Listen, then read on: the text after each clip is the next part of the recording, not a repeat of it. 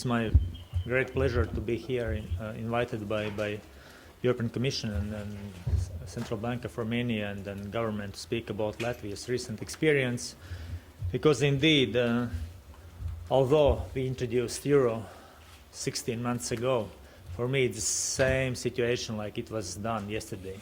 So I was involved in this process since 2009.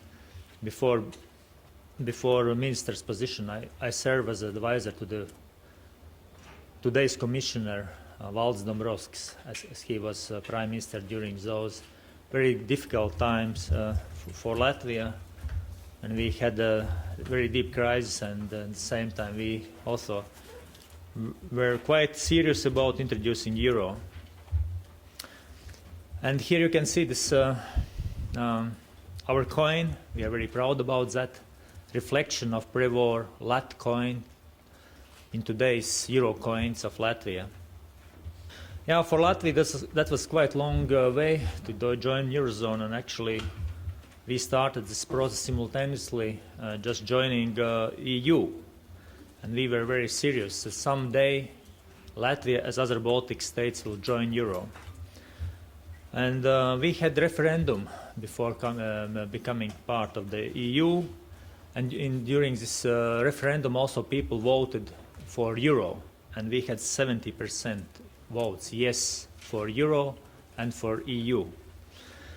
And as it was mentioned also in today's speeches by governor and others, Latvia joined already ERM mechanism, exchange rate mechanism, in 2005.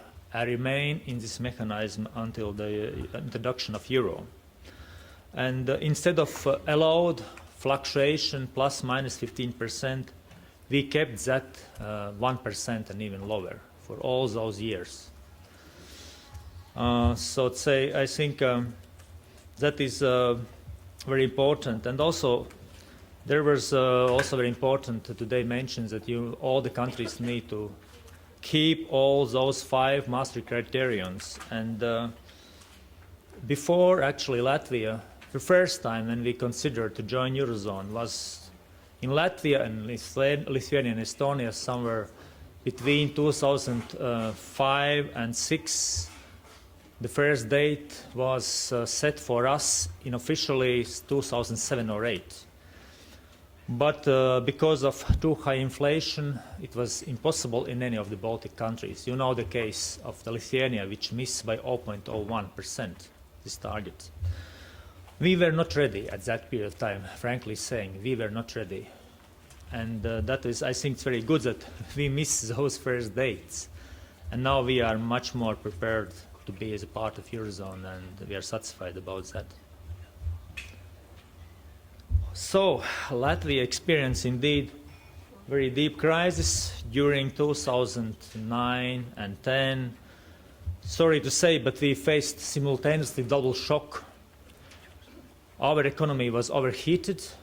Like Romania, Latvia grew by average 7% of GDP from 2000 until 2007.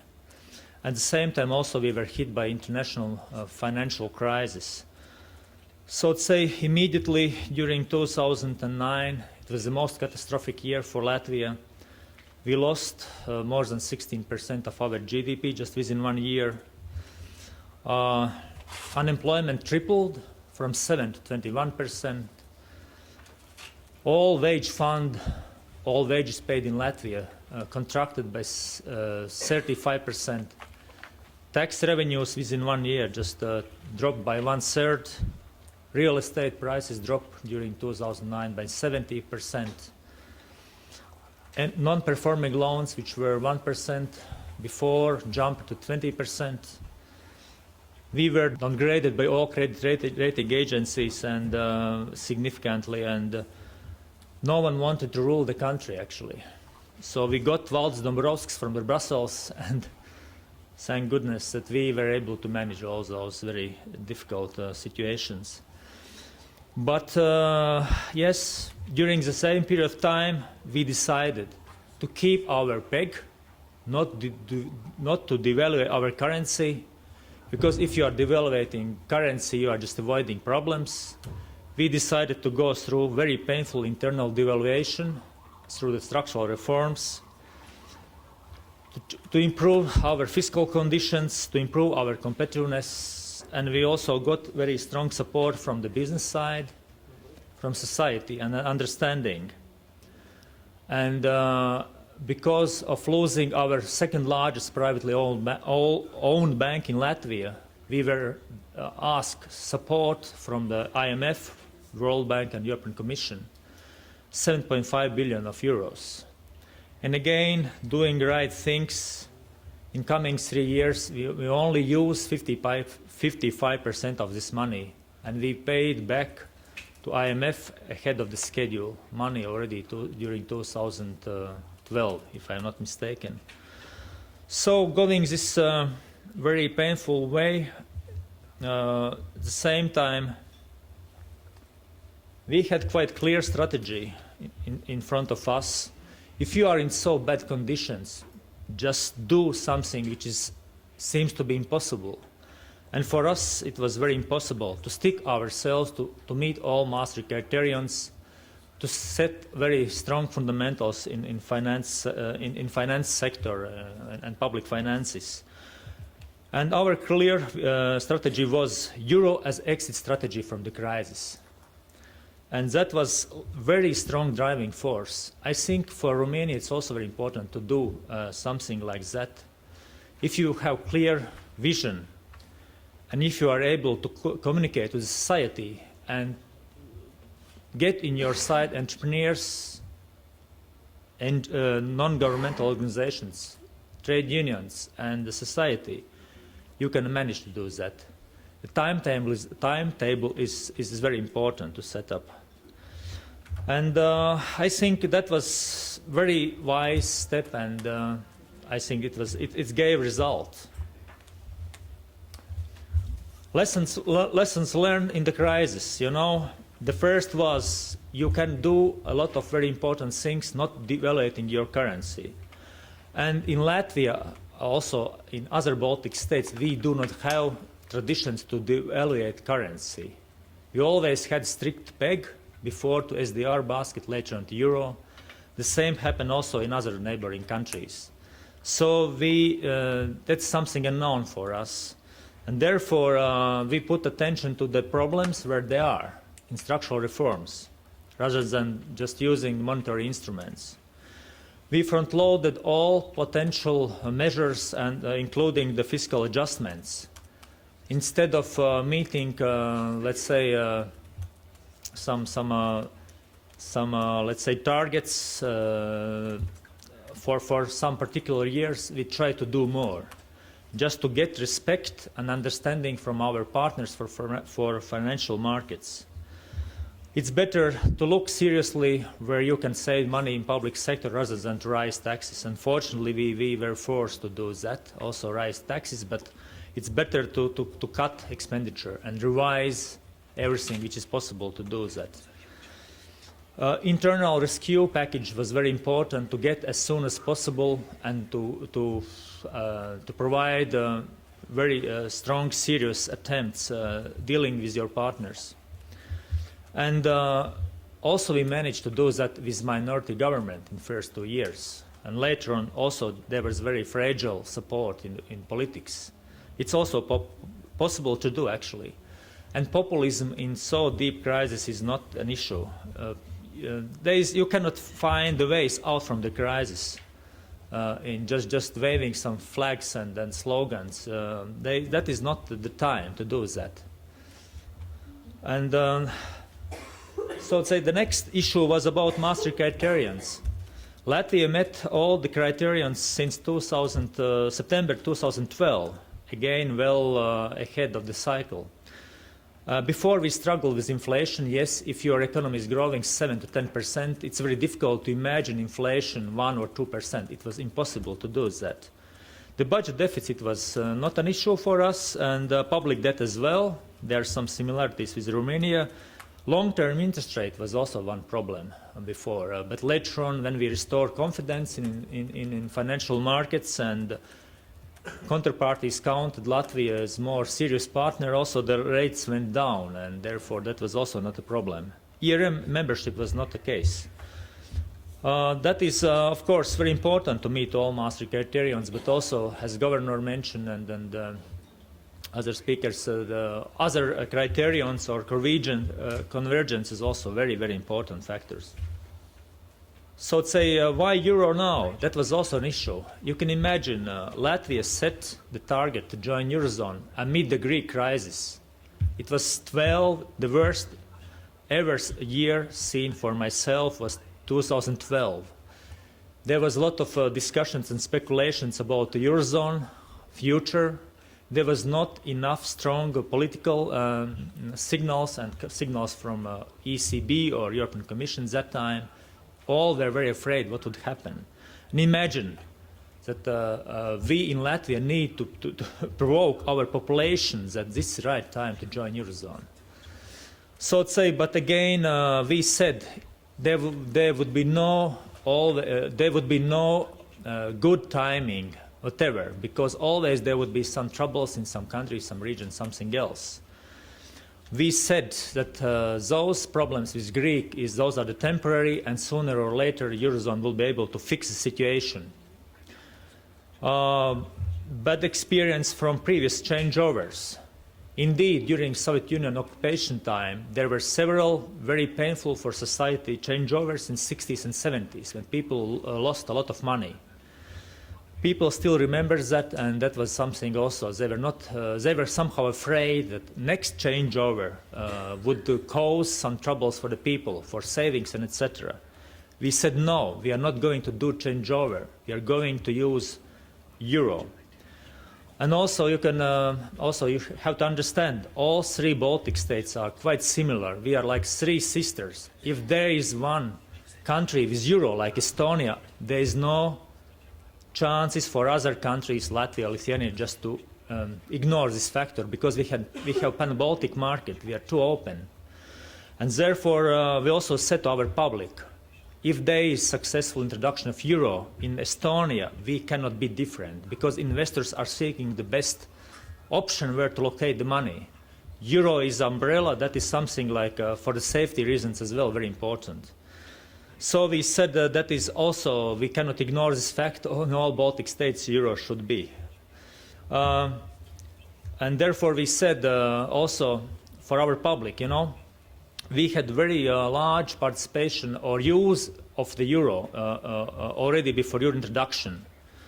Let's say 90% of issued loans before 2008, they were in euros. Let's say companies use a lot of in their balances euros, because even trading with Russia, Ukraine, we use euros more than dollars. So the euro was every day our life. As I said before, we use not real euro, but like minor euro. People expected that someday Latvia anyway will join euro, and therefore they preferred, due to lower interest rates, borrow money in euros rather than in lats. And therefore that was something just we legalized.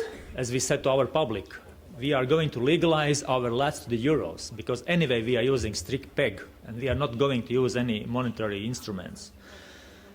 Also, we had somehow very low public support amid the Greek crisis. I remember that was only some 20% for momentum, and let's say during 2012. And step by step, explaining, communicating with public, we were able to raise the support almost to 50% just months before your introduction. It was, I would say, our experience is quite dramatic and it was very challenging, the most challenging from all experiences seen until now, I think, in Eurozone. Because timing was very challenging for us and also internal, external.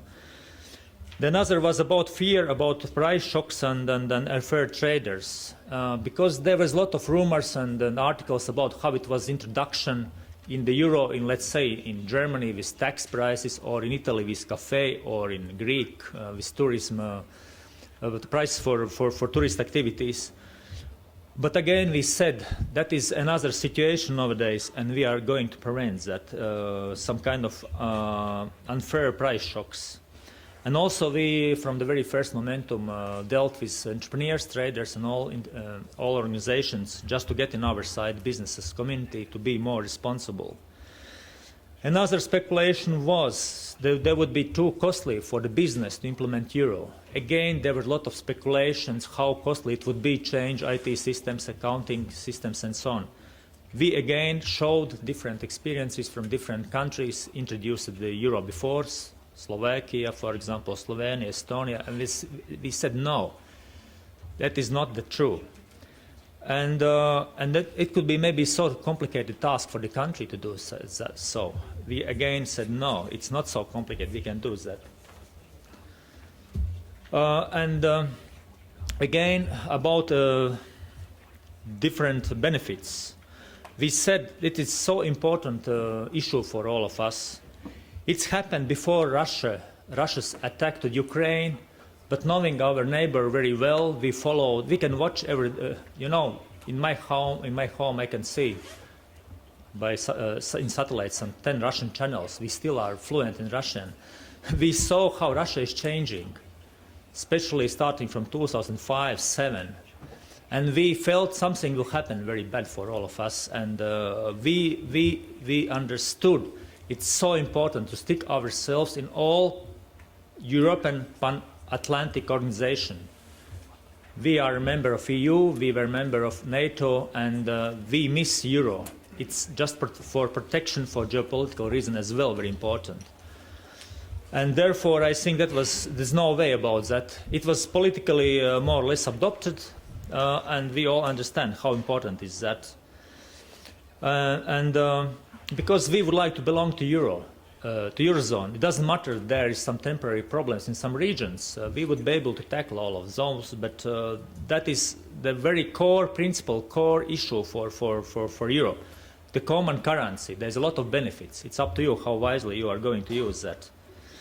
About immediate economic gains, it's no doubt about that. It's about increasing credit rating, inflowing investments, because it's more safety environment.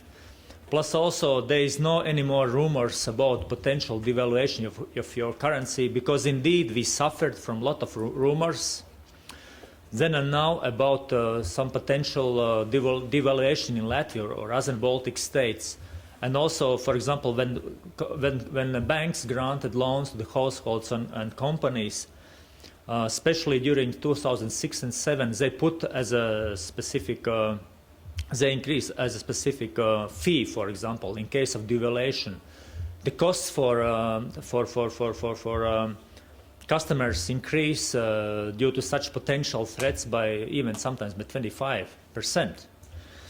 There is no any more discussions about that. Plus also, for example, as we use a lot of euros every day, the conversation costs were quite huge for the public and for the companies. Now we are free of those. We can use this money in other areas, and therefore I think that is extremely important, especially for small and open countries. You need to be secured by high credit ratings and confidence of entrepreneurs. About the costs, for example, there were some speculations that costs, for example, would be so high for the public sector and private sector, but overall, at this moment we don't have enough calculations, but they are somehow roughly, let's say we are saying in private sector it could be from 120 to 200 million of euros. In Latvia we have 2 million population. It's 10 times lower than in Romania. You can count your potential expenditures in public sector, let's say in private sector. In public sector there were lower, let's say, costs, and we were able to manage in quite smooth way. Yes, and there is also ECB liquidity is very important, that the country can get that access. If we would were in the eurozone before 2008 and 2009 crisis, we were not needed to get IMF or European Union loan assistance program. We were just able to just turn to ECB and save our bank in that way. Otherwise, we paid for our national for the saving of our second largest bank, approximately 7% of our GDP, and still we are not able to get all this money back. The technical preparation was very important issue for all of us, because it's very complicated issue and you need to involve a lot of parties in that. Because there is a lot of not just about law issues, but also about the principles and so on, which should be a very strong guidelines for the business side. We actually made so-called or accepted national euro changeover plan, which is very detailed plan one. And therefore, later on, there was a lot of IT systems revised. You can look at those numbers, 107 systems in ministerial level, 418 in municipal level, hundreds in private sector. And therefore, 2,000 legal acts, you need to change all of them as well. It's a tough also, it's the most complicated issue, that is for ministries, no doubt about that, less for politicians, for parliament. Cash is also very important. You need to count the tons of the cash, and you need to count banknotes, and it's about the security, everything of that. You need to provide starter kits, the first amount of the real coins for the public, just to avoid queues and speculations. You need to map your country where the people can access banks or post offices. It's very serious because in your case as well, there's a lot of probably remote countries, remote villages and then regions where there is a comparably low population density. Security was also a very important issue, and also weather conditions, because it's happening always during the winter time, and in our case it could be snowstorms. We had five so-called five groups. There was one state administration working group dealing with ITs and laws. There was money, payments, transfers, cash, non-cash, dealing with central bank, commercial banks, and also financial capital commission. There was a financial system working group, and there was about the consumer rights, consumer awareness, how to inform, fair price display, and so on. And there was also about public awareness and information, because communication is extremely important. And we set the goal to reach at least 90% of people. That 90% of people should be very well informed just before euro adoption. What to do? Actually, that was how to educate the people. And there were some main stages about the planning. As I said, we started during 2005. From 2005, there was already first set this working group. And we did a lot of technical job. We looked at different countries' experience, and we kept this information. And we started to use that very actively, starting from 2012. Later on, there was about a very intense phase for the laws, seminars, a lot of seminars in regions especially, attracting everyone which is able to participate, especially business municipalities, non-governmental organizations, and also private persons. And there was also very important, starting from 2013, summertime, we started very intensively to communicate with the public. And that was very important, so-called cooperative initiative. We signed agreement with trade unions, let's say with organizations of entrepreneurs, different type. Just that entrepreneurs would be very responsible and fair, and they will not use wrongly euro adoption for roundings and getting additional profit. All the companies which signed, and there was a majority of our companies, almost all retail chains, all the banks, most largest service providers, in all those shops and service centers, there were stickers in front of the windows outside that those companies are very fair and responsible, not just for themselves, but also they invited all the clients to be very responsible. I think that is very important, is to get, because otherwise there is indeed a chance and will and greed just to earn more money during those weeks. But at this moment, after those 16 months, I can say in Latvian case, we had really responsible behavior from all sides. There was a lot about cash logistics and testing IT systems. In banks, especially in municipalities, just to test everything, to be prepared. Because to avoid any type of panics, do many times.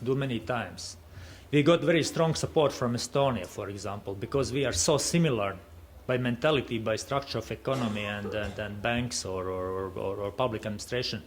It is very easy to implement the same. Then later on came, so to say, starter kits.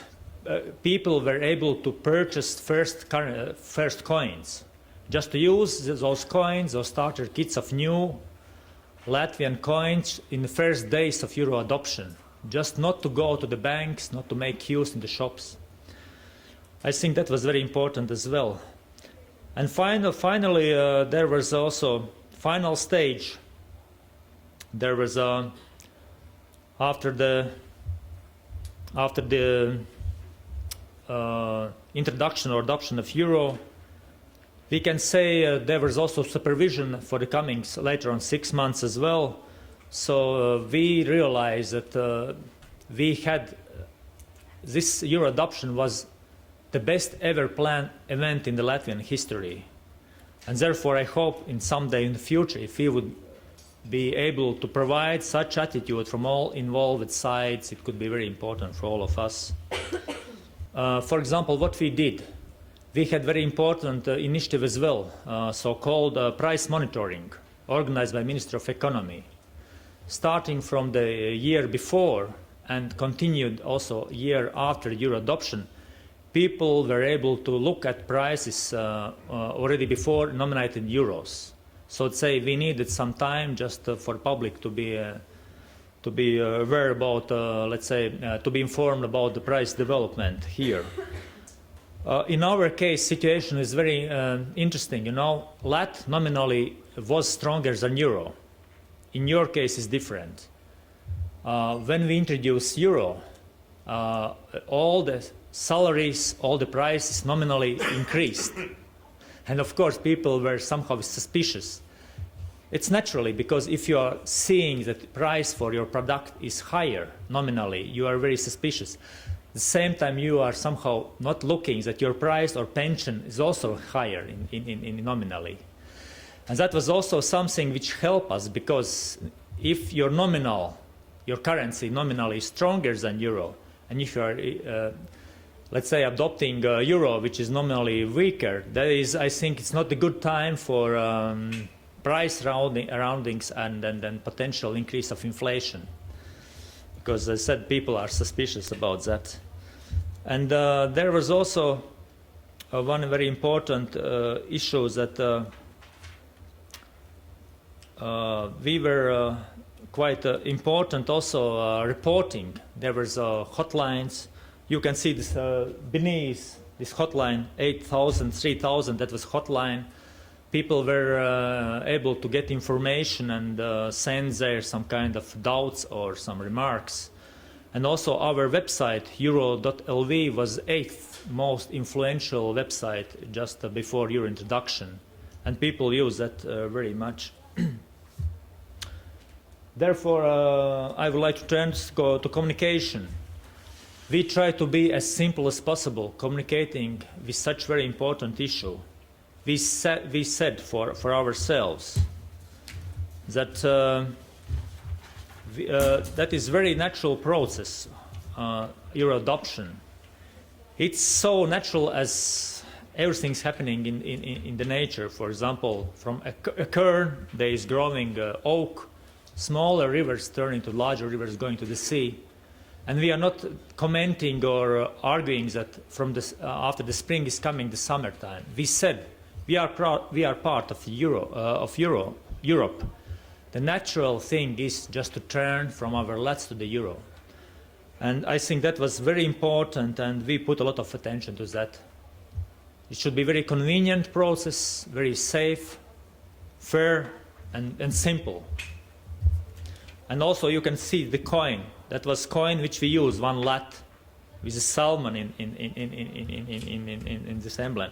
We said from one currency we are going back to another currency, let's say, not losing our identity.